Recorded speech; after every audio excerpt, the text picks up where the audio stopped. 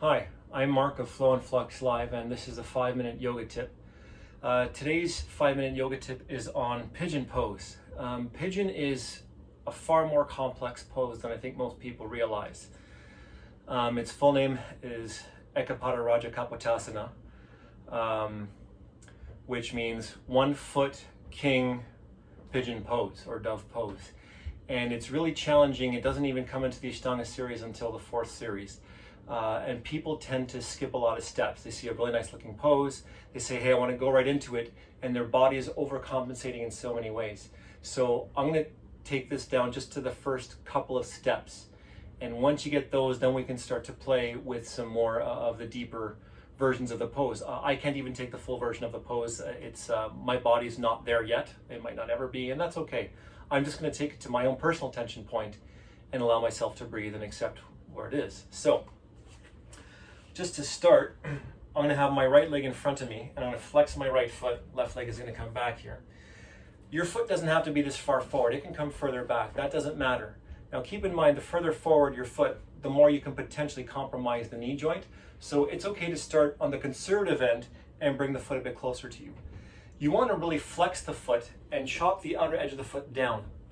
So if you can see my ankle, if I do this, if this ankle is overstretched, it creates 2 problems. Number 1, it leaves my ankle prone to spraining. And we don't want to do that. We want to practice strength and stability in the ankle. So I'm going to chop the outer edge of my foot out like that. It also is going to protect the knee, because in this entire outer line of the leg, the knee is the most vulnerable point. So we want to flex the foot to protect the knee. So I'm going to keep my foot in just a little bit here and flex the foot to protect my knee, protect my ankle. Here's the trick now. You have to keep that right hip down. As we keep the right hip down, we're going to torque the entire left side of the body in towards the right hip. And that will create the stretch that we're looking for on the external rotators of the right hip. So from here, we're going to come forward, and you can stretch your leg back. Now it's okay if your back leg is bent and you start here. That's step 1. Maybe you can straighten your leg and come onto the top of the foot, but my right hip is still down, and that's important.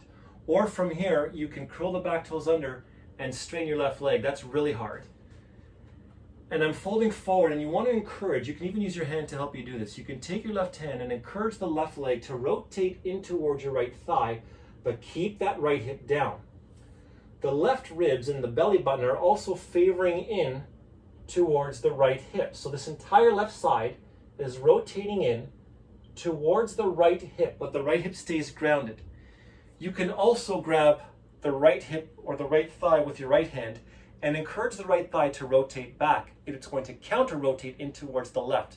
So your legs are rotating in this motion towards the belly button. So if I'm here now, I can grab onto both thighs and rotate them in towards one another. My belly stays in. I'm keeping my right hip down and favoring the left ribs and the belly button in towards the right leg. To come into the deeper version of the pose, I'm going to bring that left knee down and point that back foot. People tend to do this. They bend their back. Now that's problematic, because the intention is to do external rotation of the right leg and the front of the left hip flexor. But because our hip flexors tend to be tight, people will then compensate by dumping into their back, so you don't really achieve a stretch of the left hip flexor. You're just crunching the lower back. So that's why I think it's safer to start in this version as opposed to go, hey, let's go back and do this and it's all fancy. Forget fancy. It's more important to be smart, because your body is aging. Whether you like it or not, that's what it's doing. So if you want to start to come up, hold your belly and lift your pelvic floor and focus on tilting your pelvis up. And use your hands to gradually work your way back up without bending your back. So belly in, lift your pelvic floor, keep your front line engaged, and try to tilt your pelvis up as if you were standing up. And then you get a deeper stretch here now in the front of the left hip flexor while you're maintaining the external rotation of the right leg. You want to focus on squaring the hips to the front. There's no such thing as square, it's squaring. It's the action of squaring that's important. It's not the achievement of square. So I want to draw my right hip back slightly and curl the left hip forward, because if I'm opening out to the side here, I've lost all of my stretch and I've lost the intention. And the intention is front of the left hip flexor external rotators of the right hip. So I'm here in this pose. I'm squaring towards the front of the mat. Right hip back, left hip forward. Still flexing this foot. Still bellying and lifting my pelvic floor, containing my front line, and trying to tilt my pelvis up. If you really want to make it interesting, yeah, you can try to lift that back knee. That's really challenging for me. Right here, this is quite a big stretch for me right now. I can really feel it in my left hip flexor. Some people are really flexible, and yes, they can bend back and grab their foot, and that's great.